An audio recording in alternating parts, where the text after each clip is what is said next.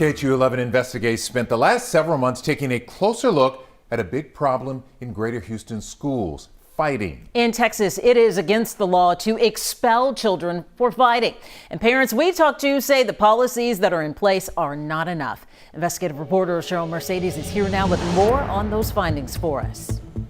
Mia Len, in Texas, there are a few consequences for kids who fight in school. Well, there's detention, suspension, or alternative school. We looked at the disciplinary actions taken by Houston area school districts and found that the harshest penalty is rarely used.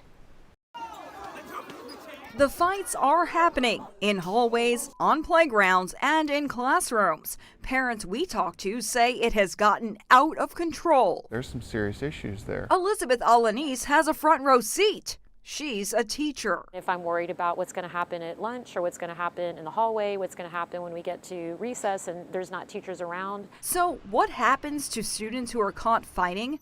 To find out, KHOU 11 Investigates dug into Texas Education Agency data to learn how Houston area students are disciplined. Only 5.7% of students caught fighting were sent to an alternative school last year.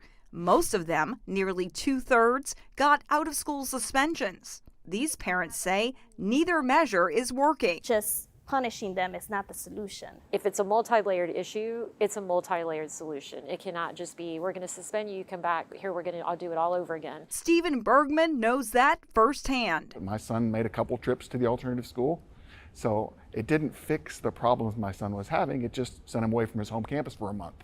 He came back to school with the exact same problems he left with. So that's not a solution. Does any of this surprise you?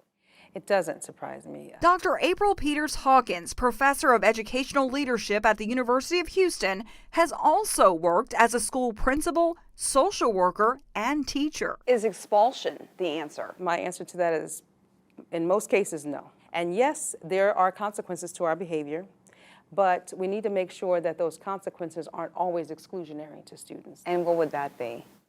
I think, some of the restorative practices that schools are engaged in are important. So if a kid fights, then they're making restitution by, having a conflict resolution conversation with the person with whom they fought with, but also being reflective in terms of what were the things that influenced me to make these decisions as opposed to these decisions.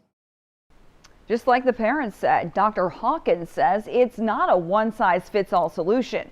If you'd like to see the disciplinary actions taken by your school district, we've got it all here for you right now on KHOU.com. Super easy to access and lots of valuable information there. KHOU.com. Yeah, very complex story and situation there. Thank you.